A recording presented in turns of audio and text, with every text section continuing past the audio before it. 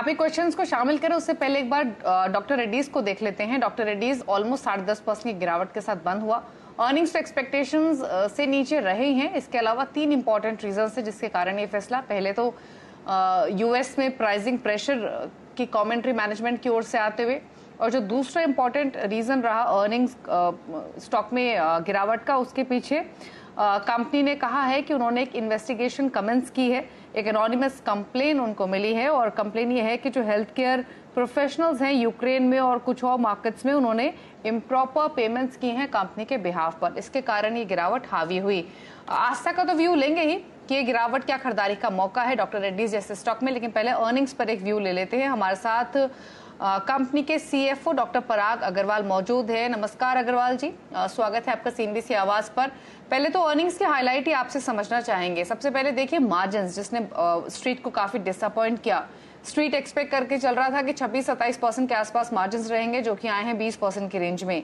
क्या रीजन रहा इस डिप के पीछे और आउटलुक क्या है आगे का?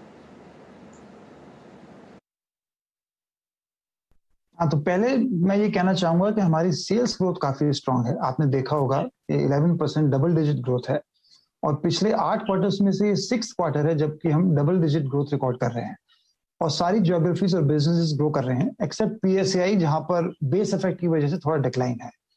मार्जिन डाउन है। उसके 2 मुख्य कारण हैं।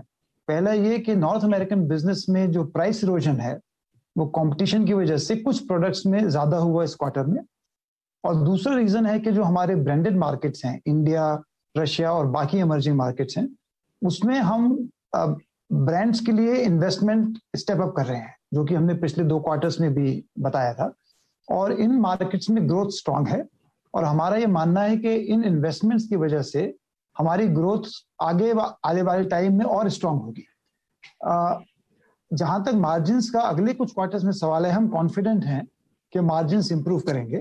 इसके 2-3 कारण हैं। पहले तो ये कि जो हमने रिसेंटली प्रोडक्ट्स लॉन्च करे हैं वो अगले कुछ क्वार्टर्स में स्केल अप करेंगे और उनके मार्जिन्स बाकी प्रोडक्ट्स के मुकाबले बेटर हैं। दूसरा, जैसे सेल बढ़ेगी वैसे as a percentage to sales हमारे एक्सपेंसेस की जो लेवरेज है वो इम्प्रूव करेगी। और तीसरा, हम लोग प्रोडक्टिविटी इनिशिएटिव्स जो कि पिछले 2 सालों में हमने काफी ड्राइव किया है वो भी कंटिन्यू कर रहे हैं, तो बाइंग एफिशिएंसीज और बाकी जो सेविंग्स हैं वो आएंगी। तो ओवरऑल हमारा ये मानना है कि अगले कुछ क्वार्टर्स में हमारे मार्जिन्स इंप्रूव करेंगे। ठीक है, अगले क्वार्टर से मार्जिन सुधरेंगे। मिस्टर अग्रवाल, इंडियन और यूएस मार्केट्स को लेकर तो आउटलुक चाहिए ही, लेकिन आज जिसने डॉक्टर रेड्डीज को लेकर रिटेल इन्वेस्टर्स के मन में सेंटिमेंट्स बिगाड़े, वो खबर थी जो सबप्योरा आपको रिसीव हुआ है एसईसी से, और खबरें तो ये भी हैं कि यूएस में आप पर सैंक्शंस लग सकती हैं, सिविल और क्रिमिनल सैंक्शंस ये हो सकती हैं। तो आप क्या कहना चाहेंगे इस मुद्दे पर? हाँ, तो ग्रोथ के मामले में पहले बोलूंगा कि देखिए इंडिया में और इमर्जिंग मार्केट्स और यूरोप सब में बड़ी स्ट्रांग ग्रोथ है, डबल डिजिट ग्रोथ है। और इंडिया में हमने कई इनिशिएटिव्स लिए हैं। हम ओटीसी ब्रांड्स में इन्वेस्ट कर रहे हैं, हमने रूरल एरियाज में एक्सपेंशन किया है और गो टू मार्केट मॉडल को भी हम डिजिटलाइज कर रहे हैं। तो इन सब चीजों की वजह से इंडिया ये क्वार्टर बहुत स्ट्रांग रहा है और आने वाले टाइम में भी हमें लगता है काफी स्ट्रांग रहेगा। इसी तरह से इमर्जिंग मार्केट्स में भी रशिया में, ब्राजील में, चाइना में हमारी ग्रोथ काफी स्ट्रांग है। नॉर्थ अमेरिका में इस क्वार्टर में ग्रोथ थोड़ी म्यूटेड रही। उसका रीजन मैंने आपको बताया, प्राइस इरोजन है, जिसने कि न्यू प्रोडक्ट से जो ग्रोथ आई या जो मार्केट शेयर में गेन किया उसको ऑफसेट किया था। आने वाले टाइम में गाइडेंस हम नहीं दे सकते, लेकिन हमारा ये मानना है कि जो कुछ लॉन्चेस हमने रिसेंटली इस क्वार्टर में करी towards the end of the quarter, उसका जैसे फुल इम्पैक्ट आना शुरू होगा अगले कुछ क्वार्टर्स में, तो सेल्स ग्रोथ में इंप्रूवमेंट नजर आना चाहिए नॉर्थ अमेरिका में। और आपने प्राइस इरोजन के बारे में पूछा, तो ये जो मॉडल है जेनेरिक्स ड्रग्स का नॉर्थ अमेरिका में, उसमें प्राइस इरोजन एक बड़ी नॉर्मल सी चीज है। वो कितने कंपेटिटर्स हैं उसके हिसाब से प्राइस डिसाइड होता है, और उसको ऑफसेट करने का तरीका है कि कंपनी की जो नए प्रोडक्ट्स की पाइपलाइन है वो स्ट्रांग होनी चाहिए। और हमारे करीब 93 एंडाज अभी पेंडिंग है अप्रूवल के लिए, और इस पाइपलाइन में हमारा एक अच्छा मिक्स है, हमारा मानना है कॉम्प्लेक्स प्रोडक्ट्स का और फर्स्ट टू फाइल प्रोडक्ट्स का। सो इस पाइपलाइन की वजह से हमारा ये मानना है कि जो प्राइस इरोजन का इफेक्ट है वो हम ऑफसेट कर पाएंगे और नेट ग्रोथ हम डिलीवर कर पाएंगे नॉर्थ में। ठीक है, तो आगे क्वार्टर्स में ग्रोथ बेटर होगी, ये आपका कहना है। शुक्रिया मिस्टर अग्रवाल, बातचीत की आपने CNBC आवाज से, अर्निंग्स पे इलैबोरेट किया, शुक्रिया और गुड लक आपको कमिंग क्वार्टर्स के लिए। आस्था, एक क्विक कमेंट आपका डॉक्टर रेड्डीज पर चाहिए। हालांकि जो सबसे इम्पोर्टेंट बात थी, US में कंप्लेन जो रेज हुई है उस पर फिलहाल तो इन्होंने कोई व्यू नहीं दिया, लेकिन जो कमेंट्स कंपनी की ओर से आए उसमें उन्होंने यही कहा है कि इसका कोई इम्पैक्ट कंपनी पर नहीं होगा। 6 जुलाई को इनको ये रिसीव हुआ है, बट सेंटिमेंट्स भले ही थोड़े बिगड़े हैं लेकिन कंपनी के फाइनेंशियल्स पर, बिजनेस पर कोई असर नहीं होगा, ये कंपनी का कहना है। आप डिप पर लेना चाहेंगे या कोई और सजेशन होगा? मेरे हिसाब से अभी तो नहीं लेना चाहिए, क्योंकि जिस तरह से आज एक बड़ी गिरावट आई है तो यहाँ पे डेली नहीं बल्कि वीकली चार्ट्स भी थोड़े से यहाँ पे डाउनसाइड की तरफ दिखा रहे हैं, जो इंडिकेशन दे रहे हैं। तो नई बाइंग तो अभी नहीं लेना चाहिए, क्योंकि जब तक ये पूरे मामले की क्लैरिटी नहीं आए मेरे हिसाब से बेटर रहेगा कि वेट एंड वॉच करें। और जिन्होंने लिया हुआ है उनके लिए सजेशन रहेगा कि 4600 का एक इम्पोर्टेंट यहाँ पे है, तो उसके स्टॉप लॉस के साथ, और वो भी 4600 के नीचे अगर बंद हो तो ही दिक्कत है। तो 4600 के स्टॉप लॉस के साथ अभी तो यहाँ पे पोजीशंस को होल्ड करें और वेट करने की सलाह रहेगी, लेकिन नई पोजीशंस के लिए भी थोड़ा मैं रुकने की राय दूंगी। ठीक है, तो होल्ड करने की सलाह है अगर आपके पास एग्जिस्टिंग पोजीशंस है। नई एंट्री के लिए वेट करेंगे आस्था। चलिए कॉलर से बातचीत करते हैं। मनन है हमारे साथ गुड़गांव से। मनन नमस्कार, बताइए अपना सवाल। Hi Deepali, hi everyone. मेरे ना NECC के 2000 शेयर है @13 rupees and Tata motor DVR 150 share @162 rupees. NECC north east carrying corporation. जी जी, मैं समझ गई। नॉर्थ ईस्टर्न कैरिंग कॉर्पोरेशन 10% के सर्किट पर बंद हुआ है आज ये स्टॉक, वीक मार्केट में भी, और आपका लेवल ऑफ एंट्री भी काफी अच्छा है, 13 रुपए के आसपास। टाटा मोटर्स DVR में आपने क्या बाइंग प्राइस बताया? 150 शेयर @162। 162 या पूछ लेते हैं। ओके 162। आस्था बताइए क्या सजेशन आपका रहेगा? पहले तो NECC north eastern carrying corporation logistic से जुड़ी हुई कंपनी, और देखिए आज वीक मार्केट में भी 10% के सर्किट पर बंद हुआ है। वॉल्यूम्स पे अगर आप देखेंगे इसके तो अच्छे वॉल्यूम्स थे आज के सत्र में भी, अच्छे मुनाफे में है, ले लें यहाँ पर, प्रॉफिट से होल्ड करें। और दूसरा टाटा मोटर्स DVR 162 का बाइंग प्राइस।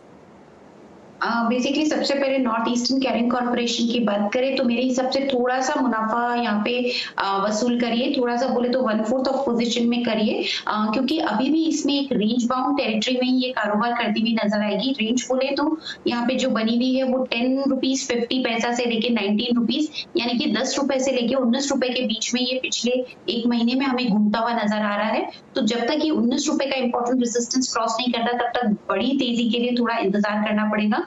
इसलिए 1/4 ऑफ पोजीशन में प्रॉफिट बुक करें, रिमेनिंग 3/4 ऑफ पोजीशन को यहाँ पे होल्ड किया जा सकता है। स्टॉप लॉस ये लगा सकते हैं तकरीबन 14 रुपए के आसपास। आगे जाते हुए अगर 19 का लेवल क्रॉस हुआ तो 22 से 24 के स्तर हमें इस काउंटर पे देखने को मिलेंगे।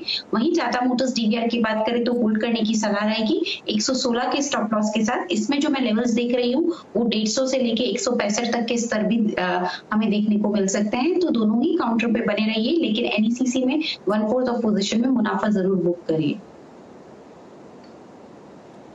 ठीक है, तो सजेशन आपको दिया गया, उसके हिसाब से रणनीति आप बना सकते हैं। अगले कॉलर ऋषिपाल दीवान है पंचकुला से। दीवान जी नमस्कार, बताइए अपना क्वेश्चन। नमस्कार मैम। मैम मेरे पास HUL के नमस्ते 15 शेयर हैं @1335 एंड IEX है 75 @357। ठीक है, आपने HUL में बाइंग प्राइस क्या बताया? IEX का मैम 75 @357। नहीं, IEX का मुझे समझ में आया 357 का बाइंग प्राइस। HUL का मैं पूछ रही हूँ 2360 HUL मैम नहीं है 2335 2335। अच्छा 2335 का है, तो 2335 पर है HUL, 2342 पर बंद हुआ तो इनके भाव से ऊपर है। IEX इनफैक्ट काफी स्ट्रांग मूवर रहा है पिछले एक साल में, 300-350 के आसपास की बाइंग इनके समझ लीजिए। इनफैक्ट आस्था IEX पर काफी क्वेरीज हमें फेसबुक पर भी मिल रही हैं और एक कॉलर ने, व्यूअर ने लिखा है कि उनका बाइंग प्राइस 443 का है। तो ये 443 वाले बाइंग के लिए भी बताइए, इनका ट्रेडिंग का व्यू था, नुकसान इनको हो रहा है, और इनके लिए बताइए इन्वेस्टमेंट किए इन्होंने और मुनाफे में क्या सजेशन रहेगा? सबसे पहले IEX काउंटर की क्वेरी को अगर हम एड्रेस करें तो बेसिकली यहाँ पे देखा जाए तो एक वी चार्ट, एक जो वी फॉर्मेशन होती है उसका ब्रेकआउट हमने देखा था इनफैक्ट लास्ट वीक ही, और उसके बाद यहाँ पे बढ़िया तेजी भी हमें देखने को मिली है। तो मेरे हिसाब से ये काउंटर अभी भी तेजी में है, और आज के ट्रेडिंग सेशन में यहाँ पे हमने गिरावट देखी है। बट जिन्होंने भी यहाँ पे लिया हुआ है उन सबको मेरी सलाह अभी तो यही रहेगी कि 400 के एक स्टॉप लॉस के साथ, और ये जो स्टॉप लॉस है ये क्लोजिंग बेस का लगा लें, 400 के नीचे बंद होता है तो ही यहाँ पे गिरावट आएगी, नहीं तो ये वापस से थोड़ा सा यहाँ पे ऊपर नीचे होकर फिर से तेजी की तरफ अग्रसर हो सकता है। तो 400 के स्टॉप लॉस के साथ यहाँ पे अपनी पोजीशंस में इंटैक्ट रहें। आगे जाते हुए 450 455 का लेवल अगर क्रॉस हुआ तो बढ़िया तेजी हमें इस काउंटर पे देखने को मिलेगी, जो 480 तक भी ये प्राइसेस को ड्राइव कर सकती है। तो 400 के क्लोजिंग बेस के स्टॉप लॉस के साथ IEX में मैं बिल्कुल यहाँ पे होल्ड करने की सलाह दूंगी। और इनफैक्ट जिनका यहाँ पे सवाल है उनकी तो पोजीशन काफी नीचे है, तो अगर ये ट्रिगर भी होता है तो ये स्टॉप लॉस अगर ट्रिगर भी होता है तो ये प्रॉफिट में ही निकलेंगे। तो IEX के लिए सबको यही सलाह है, 400 के स्टॉप लॉस के साथ यहाँ पे अपनी पोजीशंस को कंटिन्यू कर सकते हैं। दूसरी तरफ HUL में जो इनकी क्वेरी थी उसमें मैं इनको सजेशन दूंगी कि यहाँ पे होल्ड करें, लेकिन 2150 का एक स्टॉप लॉस जरूर लगाएं। आगे जाते हुए हमें 2600 तक के स्तर देखने को मिल सकते हैं। दोनों ही काउंटर में होल्ड करने की सलाह है स्टॉप लॉसेस के साथ। ठीक है, अगला सवाल लेते हैं। फेसबुक के जरिए सीमा ने सवाल भेजा है, मिश्र धातु पर 200 शेयर्स 215 की इनकी खरीदारी है आस्था, 190 के आसपास ये हुआ है बंद, तो 25 रुपए का नुकसान इनको हो रहा है इस स्टॉक में। तो बताइए क्या करना चाहिए मिश्र धातु में? जी बिल्कुल, यहाँ पे अगर मिश्र धातु की बात करें तो आज तो भारी गिरावट हमने इस काउंटर पे देखी थी, और मेरे हिसाब से अभी थोड़ा सा ये वीक ही यहाँ पे बना हुआ है चार्ट्स में। तो अगर ये लॉस नहीं बुक कर सकते और वेट करने में ये इंटरेस्टेड हैं तो एक बार यहाँ पे वेट कर ले, लेकिन स्टॉप लॉस यहाँ पे जो रखा जाएगा वो तकरीबन रहेगा 175 के आसपास। तो 175 के स्टॉप लॉस के साथ इनफैक्ट 170 का लगा ले, ज्यादा सेफ रहेगा। तो 170 के स्टॉप लॉस के साथ मिश्र धातु में पोजीशंस को कंटिन्यू करें, और ये स्टॉप लॉस क्लोजिंग बेस का ही लगाना है, उसके नीचे बंद हुआ तो ही ट्रिगर करना है। आगे जाते हुए पहले लेवल्स जो हमें देखने को मिलेंगे वो तकरीबन 208 के रहेंगे, उसके बाद 220 तक के भी स्तर ये काउंटर हमें दिखा सकता है। तो 170 के स्टॉप लॉस के साथ होल्ड करने की सलाह है मिश्र धातु। ओके, तो होल्ड करने की सलाह है, बने रहिए स्टॉक में, यही सजेशन है आपके लिए। अगला सवाल ले लेते हैं, और ये सवाल पूछने के लिए दीपक सूर्यवंशी नासिक से हमारे साथ फोन लाइन पर है। दीपक जी नमस्कार, बताइए क्या सवाल है आपका? नमस्ते। हेलो, पूछिए सवाल। हाँ, मैंने येस बैंक लिया है 80 रुपीज 50 पैसा, 8000 शेयर है। तो 2, 3 या 4 साल तक रुकने पर रुक सकता हूँ, तो क्या उसमें क्या करना चाहिए? आस्था नुकसान की पोजीशन है, येस बैंक में 8000 स्टॉक 18.5 रुपए की खरीदारी है, रख तो सकते हैं 3 से 4 साल, बट क्या रखना चाहिए और क्या सजेशन होगा? जिस तरह से चार्ट्स पे पोजीशन बनी हुई है, वीकनेस एक्चुअली ये काउंटर दिखा रहा है, तो इतना लंबा ये रखना चाहते हैं तो रखें, लेकिन मेरे हिसाब से क्वांटिटी थोड़ी सी कम कर दें। थोड़ा सा यहाँ पे लॉस बुक करना पड़ सकता है, बट दिक्कत नहीं है, मेरे हिसाब से थोड़ा सा लॉस बुक करें, रिमेनिंग पोजीशंस को यहाँ पे होल्ड करें, और जो ये होल्ड करेंगे पोजीशन उसमें भी 12.5 का एक स्टॉप लॉस लगा लें। तो 12.5 के स्टॉप लॉस के साथ अपनी पोजीशन को होल्ड करें। इनिशियल टारगेट जो हमें देखने को मिलेंगे वो 14 से 15 रुपए तक के लेवल्स हमें देखने को मिल सकते हैं। तो कॉस्ट प्राइस आने में अभी यहाँ पे समय लग सकता है, इसीलिए थोड़ा सा लॉस में बुक करने की सलाह दे रही हूँ। और इसकी जगह खरीदे APL अपोलो ट्यूब्स, काफी बढ़िया लगता है। इनफैक्ट 1 महीने पहले मैंने रिकमेंडेशन दिया था, आज भी बहुत बढ़िया तेजी में था। इसके 1900 तक के लेवल्स तो हमें यहाँ पे देखने को मिल सकते हैं। तो मेरे हिसाब से ये काउंटर फंडामेंटली भी स्ट्रॉन्ग है, तो APL अपोलो ट्यूब्स को ये खरीद सकते हैं। थोड़ी बहुत नुकसान की भरपाई करता हुआ ये काउंटर नजर आएगा आने वाले दिनों में। तो 14-15 के आसपास पहुंचे तो निकल जाइए, उसकी जगह एपीएल अपोलो ट्यूब्स को अपने पोर्टफोलियो में रख सकते हैं, ये आपके नुकसान की भरपाई कर पाएगा, ये आस्था का व्यू है। एक ब्रेक के लिए रुक रहे हैं, निरीक्षा मुंबई से हमारे साथ फोन लाइन पर है, उनका स्टॉक लेंगे, कुछ और क्वेरीज भी करेंगे शामिल। एक ब्रेक के बाद आप देखते रहिए कल का बाजार। आस्था जैन हमारे साथ मौजूद हैं और अगले कॉलर निरीक्षा भी हमारे साथ हैं फोन लाइन पर। निरीक्षा नमस्कार, बताइए अपना सवाल। रिलेटेड डॉक्यूमेंट्स के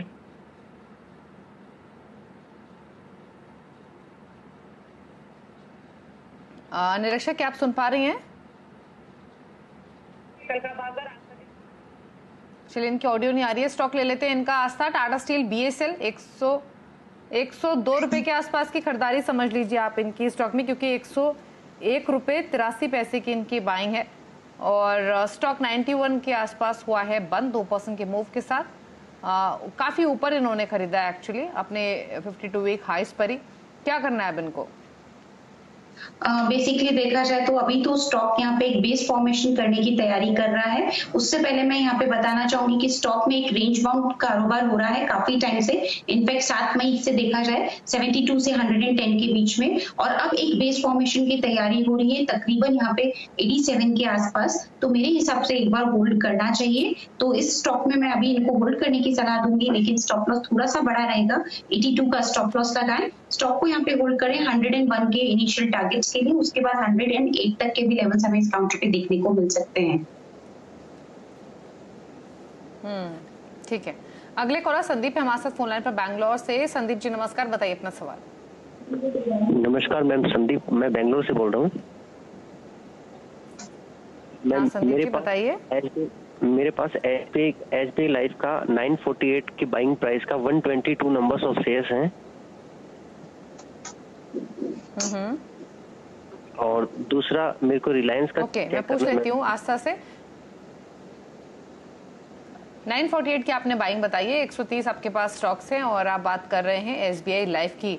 तो आस्था, फायदा हो रहा है इनको इस स्टॉक में।